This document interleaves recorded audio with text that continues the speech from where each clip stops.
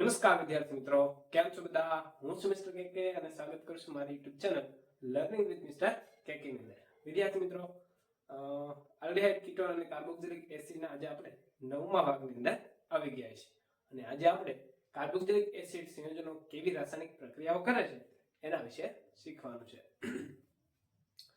તમે આ carboxylic acid સંયોજનો છે એનો બંધારણ જોયું છે. એની અંદર CO બંધ પણ છે અને OH બંધ પણ છે. અહીંયા આપણે રાસાયણિક પ્રક્રિયાઓ છે એવી પ્રક્રિયાઓ આપણે શીખવાની છે કે જેમાં O અને H વચ્ચેનો બંધ છે શું થાય છે? તૂટે છે. O અને H એની વચ્ચે જે બંધ રહેલો છે આ O છે, આ H છે, એની વચ્ચે આ જે બંધ છે એ બંધ તૂટે છે અને કઈ રીતે પ્રક્રિયા થઈને શું બને છે એ વિશે આપણે આજે માહિતી મેળવવાની છે. સૌપ્રથમ ધાતુ સાથે પ્રક્રિયા કરવી છે, ધાતુ અથવા બેઝ સાથે. કોઈ પણ કાર્બોક્સિલિક એસિડ છે એ ધાતુ સાથે જ્યારે વિદ્યુત ધર્મી ધાતુ હોય, સોડિયમ છે, પોટેશિયમ છે, બરાબર, એની સાથે જ્યારે પ્રક્રિયા કરે ને ત્યારે હાઇડ્રોજન વાયુ મુક્ત કરે. શું કયો વાયુ ઉત્પન્ન કરે? હાઇડ્રોજન વાયુ. તમને MCQ માં પૂછી શકે છે. જ્યારે કાર્બોક્સિલિક એસિડ ધાતુ સાથે પ્રક્રિયા કરે ત્યારે કયો વાયુ ઉત્પન્ન કરે છે? હાઇડ્રોજન વાયુ. અને એની પ્રક્રિયા જ્યારે બેઝ સાથે કરવામાં આવે ત્યારે એ એક પ્રકારનો ક્ષાર બનાવે છે, બરાબર, જેને આપણે કાર્બોક્સિલેટ કે સોડિયમનો સોડિયમ અથવા પોટેશિયમ સોડિયમનો ક્ષાર બનાવે છે, બરાબર. હવે એની એ જ પ્રક્રિયા એટલે કે એ જ કાર્બોક્સિલિક એસિડની પ્રક્રિયા જો સોડિયમ હાઇડ્રોજન કાર્બોનેટ અથવા સોડિયમ બાયકાર્બોનેટ સાથે પ્રક્રિયા કરવામાં આવે તો પ્રક્રિયામાં અંતે એ કાર્બન ડાયોક્સાઇડ વાયુ મુક્ત કરે છે. એટલે ત્રણ પ્રક્રિયા તમને MCQ ની અંદર પૂછી શકે છે કે એની અંદર કયો વાયુ ઉત્પન્ન થઈ શકે છે, બરાબર. એટલે આ તમારા પ્રક્રિયા MCQ બેઝ થી પણ યાદ રાખવાની રહેશે. જ્યારે કાર્બોક્સિલિક એસિડની પાણી સાથે પ્રક્રિયા કરવામાં આવે ત્યારે હાઇડ્રોનિયમ આયન બને. હાઇડ્રોનિયમ આયન એટલે H3O+ અને એનો કાર્બોક્સિલેટ આયન એટલે કે ઋણ આયન તરીકે કાર્બોક્સિલેટ આયન છે મળે છે. આવો કઈ પ્રક્રિયા છે શીખીએ. રાસાયણિક પ્રક્રિયામાં પહેલી પ્રક્રિયા કે જેમાં OH બંધ તૂટે છે. કેવો બંધ તૂટે છે? O અને H બંધ. ઓકે, એસિડ લીધો છે એની જ્યારે સોડિયમ ધાતુ સાથે પ્રક્રિયા કરવામાં આવે ત્યારે કયો વાયુ ઉત્પન્ન થયો? હાઇડ્રોજન અને સોડિયમનો ક્ષાર બન્યો. એ રીતે બેઝ સાથે પ્રક્રિયા કરવામાં આવે ત્યારે પણ સોડિયમ ક્ષાર બને છે અને પાણી છૂટું પડે છે, બરાબર. અને જ્યારે બાયકાર્બોનેટ સાથે પ્રક્રિયા કરવામાં આવે ત્યારે સોડિયમ ક્ષાર તો બને જ છે, પાણી છૂટું પડે, આયરન પણ કયો વાયુ છૂટો પડે છે? Carbon dioxide. અને આ બેઝ થી તમને MCQ છે પૂછી શકે છે, બરાબર, કે એસિડની કોની સાથે પ્રક્રિયા કરવાથી કાર્બન ડાયોક્સાઇડ વાયુ ઉત્પન્ન થાય છે? તો બાયકાર્બોનેટ. અથવા એમ પૂછી શકે કે એસિડની બાયકાર્બોનેટ સાથે પ્રક્રિયા કરવાથી કયો વાયુ ઉત્પન્ન થાય છે? તો કાર્બન ડાયોક્સાઇડ. ઓકે, જ્યારે પાણી સાથે એની પ્રક્રિયા કરવામાં આવે, આ એસિડ છે પાણી સાથે, આ જે H3O+ બન્યું છે હાઇડ્રોનિયમ આયન છે અને RCOO અહીંથી H છે અહીંયા જોડાઈ ગયો, અહીંથી O અહીંથી H વહી એટલે માઈનસ આવશે, બરાબર, માઈનસ. આ જે ઘટક છે એની અંદર સંસ્પંદન થતું શું છે? આ માઈનસ છે એ ડાયરેક્ટ આ બંધ ઉપર સ્થાનાંતરિત થાય તો એ સમયે આ દ્વિબંધ છે આ ઓક્સિજન ઉપર સ્થાનાંતરિત થાય અને એ ઓક્સિજન ઉપર માઈનસ વીજભાર આવે, અહીંયા ડબલ બોન્ડ આવે. હવે એને એ સમયે આ માઈનસ વીજભાર પાછો અહીંયા આવે તો ફરીવાર આનું સ્ટ્રક્ચર મળે. મતલબ બંને ઓક્સિજન વચ્ચે દ્વિબંધ છે એ શું કરતો હોય? સતત ફર્યા કરતો હોય. માટે શું થતું હોય? એમાં સંસ્પંદનની ઘટના થતી હોય છે. એટલે આ રીતે મેં એને દર્શાવ્યું છે. ઓકે, હવે આ પ્રક્રિયાને ધ્યાનમાં લો તમે. આનો આપણે સંતુલન અચળાંક લખવો હોય તો શું લખી શકીએ? નિપજોની સાંદ્રતા છેદમાં પ્રક્રિયકોની સાંદ્રતા. નિપજોમાં કોણ છે? H3O+ અને RCOO-.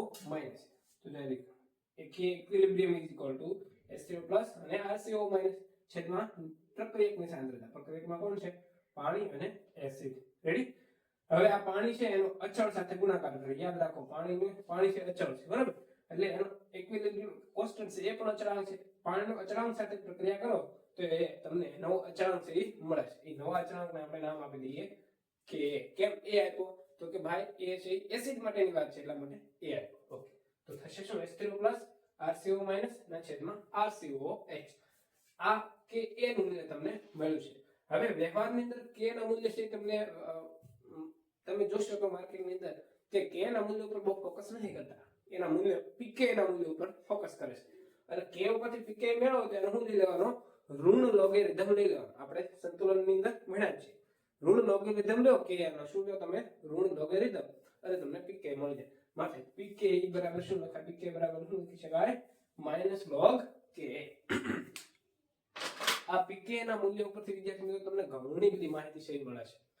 જો અહીંયા આપણે આ કે અને પીકે ના મૂલ્યના આધારે તમને આપેલો એસિડ પ્રબળ છે કે નિર્બળ છે એની માહિતી આપણને મળી શકે. જો તમારી પાસે કે નું મૂલ્ય કે પીકે નું મૂલ્ય હોય તો તમને ખ્યાલ આવી જાય કે આ એસિડ છે એ પ્રબળ છે કે નિર્બળ. કઈ રીતે ચેક કરવું આવો શીખીએ. વિદ્યાર્થી મિત્રો, કે અને પીકે ના મૂલ્યો પરથી તમને એમસીક્યુ ની અંદર પણ ઘણા બધા ક્વેશ્ચન પૂછી શકે છે. એટલે કે અને પીકે ના મૂલ્યો પરથી તમને એમસીક્યુ પૂછે તો કઈ રીતે જવાબ આપવા એ આપણે આજે અત્યારે અહીંયા શીખવાનું છે. જો વિદ્યાર્થી મિત્રો, એક મગજની અંદર વાત ફિટ રાખજો કે જેમ પીકે નું મૂલ્ય ઓછું, જો મગજમાં ફિટ કરી દેજો, જેમ પીકે નું મૂલ્ય ઓછું તેમ તમારો એસિડ છે પ્રબળ ગણાય. શું ગણાય? પ્રબળ ગણાય. જેમ પીકે નું મૂલ્ય ઓછું એમ એસિડ પ્રબળ. આમે કે ની વાત આવે ને તો એનાથી ઉલટું, જેમ કે નું મૂલ્ય વધારે એમ એ પ્રબળ એસિડ. કન્ફ્યુઝન થશે, ધ્યાન રાખજો. તમને એમસીક્યુ છે એ પીકે ના બેઝ થી જ પૂછે છે, પરંતુ ક્યારેક કે ના બેઝ થી પૂછે તો યાદ રાખવાનું, જેમ પીકે નું મૂલ્ય નીચું તેમ એસિડ પ્રબળ ગણાય. કે નું મૂલ્ય જેમ વધારે એમ એસિડ પ્રબળ ગણાય. એટલે અહીંયા ધ્યાન રાખજો. પીકે ના મૂલ્યના આધારે તમને અહીંયા વિવિધ પ્રકારના એસિડ છે એનું વર્ગીકરણ આપણે કરી શકીએ છીએ. જો પીકે નું મૂલ્ય 1 કરતા ઓછું હોય તો એ પ્રબળ એસિડ ગણાય. જો 1 થી 5 ની વચ્ચે હોય પીકે નું મૂલ્ય તો એ છે એ મધ્યમ પ્રબળ એસિડ ગણાય. અને જો 5 થી 15 ની વચ્ચે પીકે નું મૂલ્ય હોય તો એ નિર્બળ એસિડ થયો. અને 15 થી પણ ઊંચું હોય મૂલ્ય, પીકે નું મૂલ્ય 15 થી પણ વધારે હોય તો એ એસિડ તમારો કેવો ગણાશે? અતિ નિર્બળ એસિડ. તમને અહીંયા મેં તમને એમસીક્યુ ના બેઝ થી પણ તમને કીધું છે કે HCl છે એનું પીકે નું મૂલ્ય -7 છે. કેટલું છે? -7. એટલે ખૂબ જ પ્રબળ એસિડ થયો. બરાબર. પછી એની જગ્યાએ ટ્રાયફ્લોરો એસિટિક એસિડ, એનું પીકે નું મૂલ્ય 0.23 છે. બેન્ઝોઇક એસિડ ના પીકે નું મૂલ્ય 4.19 છે અને એસિટિક એસિડ નું મૂલ્ય 4.76 છે, જે તમને એમસીક્યુ ના બેઝ થી પૂછી શકે છે. ઓકે, ચલો યાર. જો મેં તમને રેન્જ લખી, 1 કરતા ઓછું પ્રબળ, 1 થી 5 ની વચ્ચે મધ્યમ પ્રબળ, 1 થી 15 ની વચ્ચે નિર્બળ, 15 થી વધુ અતિ નિર્બળ. એમસીક્યુ ના બેઝ થી પીકે ના મૂલ્ય જો 7 હોય માઈનસ તો HCl નો હોય, 0.23 તો ટ્રાયફ્લોરોએસિટિક એસિડ, 4.19 તો બેન્ઝોઇક એસિડ, 4.76 એસિટિક એસિડ. આ તમને એમસીક્યુ પૂછી શકે. અને અહીંયા મેં નોંધ લખી આપી છે, જેમ કે નું મૂલ્ય વધુ તેમ પ્રબળ એસિડ ગણાય. જેમ પીકે નું મૂલ્ય વધુ હોય તો એ નિર્બળ ગણાય. આનાથી ઉલટું કરો, જેમ કે નું મૂલ્ય ઓછું તેમ એ નિર્બળ એસિડ ગણાય. જેમ પીકે નું મૂલ્ય ઓછું તેમ એ પ્રબળ એસિડ ગણાય. અહીંયા તમને એમસીક્યુ ના પેજમાં પ્રશ્ન પૂછી શકે તો તમે ફટાકે જવાબ આપવા જોઈએ. ઓકે, હવે વાત કરી ફિનોલ અને કાર્બોક્સિલિક એસિડ. તો ફિનોલ કરતા કાર્બોક્સિલિક એસિડ છે એ વધુ પ્રબળ એસિડ છે. બીજી વાત કરી કે ભાઈ ખનિજ એસિડ છે એના કરતા આ જે કાર્બોક્સિલિક એસિડ સંયોજનો છે એ ઓછા એસિડિક છે. જેમ કે ખનિજ એસિડ તરીકે આપણે વાત કરીએ HCl છે, H2SO4 છે, HNO3 છે, બધા ખનિજ એસિડ કહેવાય. તો HCl નું મૂલ્ય તમે જોશો -7 છે. એની જગ્યાએ જે એના કાર્બોક્સિલિક એસિડ છે એના મૂલ્ય છે એટલા બધા માઈનસ, એટલે કે એનાથી ઓછા હોય છે. એટલે પ્રબળ એસિડ તરીકે વાત કરીએ તો ખનિજ એસિડ છે, એનાથી નિર્બળ છે કાર્બોક્સિલિક એસિડ. હા, વાત કરતા હતા ફિનોલ અને એસિડની. તો ફિનોલ કરતા કાર્બોક્સિલિક એસિડ છે એ વધારે પ્રબળ એસિડ છે. એનું રીઝન એ છે કે કાર્બોક્સિલિક એસિડ ની અંદર બે સંસ્પંદનની બંધારણ થાય છે. તમે જોયું તો પાણી સાથે પ્રક્રિયા કરતા બે સંસ્પંદન બંધારણ જોવા મળ્યા. જ્યારે ફિનોલ ની અંદર એક પણ પ્રકારનું સંસ્પંદન બંધારણ થતું ન હોવાના કારણે એ એસિડ છે એ ફિનોલ કરતા વધારે પ્રબળ છે. બીજી વાત, કાર્બોક્સિલિક એસિડ છે એની અંદર ઓક્સિજન છે વધુ વિદ્યુતનું પ્રમાણ ઉપર 2 વાર -4 છે એ વિસ્થાનીકૃત થયેલો છે. જ્યારે ફિનોક્સાઇડ આયન જે બને છે કોનામાં કાર્બોક્સિલેટ આયન બને, કાર્બોક્સિલિક એસિડમાં કાર્બોક્સિલેટ આયન બને, ફિનોલમાં ફિનોક્સાઇડ આયન બને. તો ફિનોક્સાઇડ આયન ઉપર ઓક્સિજન ઉપર જ માઇનસ એટલે કે માઇનસ વીજભાર આવેલો હોવાથી તે ઓછું એસિડિક છે. અને પેલું છે એની અંદર બે જગ્યાએ OH ઉપર વિસ્થાનીકૃત થયેલા માઇનસ વીજભાર હોવાના કારણે એ પ્રબળ એસિડ છે. આ એનું રીઝન થઈ. હવે બીજું, કોઈ પણ કાર્બોક્સિલિક એસિડ હોય તો એની અંદર આવનારા ગ્રુપ છે એના આધારે એની એસિડિકતામાં કાઈ ફેર પડે કે નહીં એના વિશે આપણે ચર્ચા કરીએ. અને એ જ તમને એમસીક્યુ માં 100% છે પૂછે, જે નીટ ની અંદર પણ પૂછી શકે છે. એટલા માટે એ ધ્યાન આપીને શીખી લેજો. આવું શીખી. જો વિદ્યાર્થી મિત્રો, બે ગ્રુપના કારણે એની એસિડિકતા છે વધે છે. એક ઇલેક્ટ્રોન દાતાસમ અને એક ઇલેક્ટ્રોન આકર્ષક સમૂહ, ઇલેક્ટ્રોન આકર્ષણ, ઇલેક્ટ્રોન દાતા સમૂહ. તો ઇલેક્ટ્રોન દાતા સમૂહ છે જોડાય ત્યારે કેવી અસર થાય છે અને ઇલેક્ટ્રોન આકર્ષક સમૂહ જોડાય ત્યારે કેવી અસર થાય છે એના વિશે શીખીએ.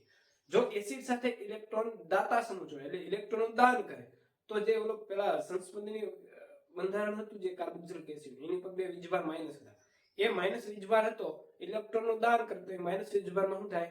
ઘટાડો થાય. એટલે સંસ્પંદનની ઘટના કેવી થાય? સ્થાયીતા એની શું થાય? ઘટે.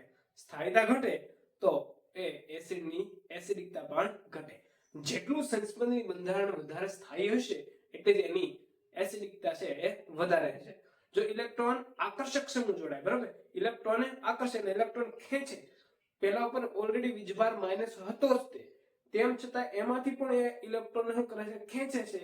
એટલા માટે ઇલેક્ટ્રોન ઉપર જે વીજભાર માઇનસ હતો એ માઇનસ વીજભાર ઉપર શું થયો? વધારે થયો. એના કારણે એનું બંધારણ છે કેવું થયું? વધારે સ્થાયી થયું. એના કારણે એની એસિડિકતા વધે. અહીંયા વાત યાદ રાખો કે ઇલેક્ટ્રોન દાતા સમૂહ જોડાય તો એસિડિકતા ઘટે અને ઇલેક્ટ્રોન આકર્ષક સમૂહ જોડાય તો એસિડિકતા છે વધે છે. જો અહીંયા મેં એસિડ આજે એનો ઋણ આયન છે, બરાબર, કાર્બોક્સિલિક એસિડ, કાર્બોક્સિલેટ કહેવાય. એના બદલે ઓક્સિજન બે વીજભાર છે, વીજભાર. હવે ઇલેક્ટ્રોન વિથડ્રોઈંગ ગ્રુપ, આ હું લખ્યું ઇલેક્ટ્રોન વિથડ્રોઈંગ ગ્રુપ એટલે શું? વિથડ્રોઈંગ, વિથડ્રોઈંગ એટલે ઉપાડવું, યાદ કરો, આકર્ષવું છે ને. તો ઇલેક્ટ્રોન આકર્ષે છે, આકર્ષે એટલે ઇલેક્ટ્રોન જો ખેંચે છે, તેની નિશાની આ બાજુ છે.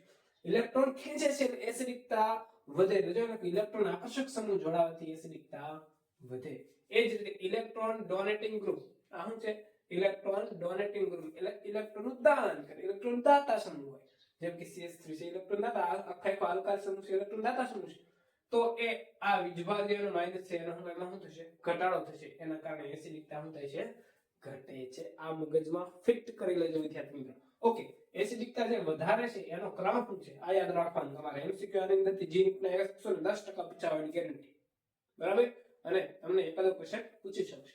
જો ફિનાઇલ કરતા આયોડિન છે વધારે એસિડિકતા દર્શાવે, પછી bromine, chlorine, fluorine, cyanide, nitride અને CF3.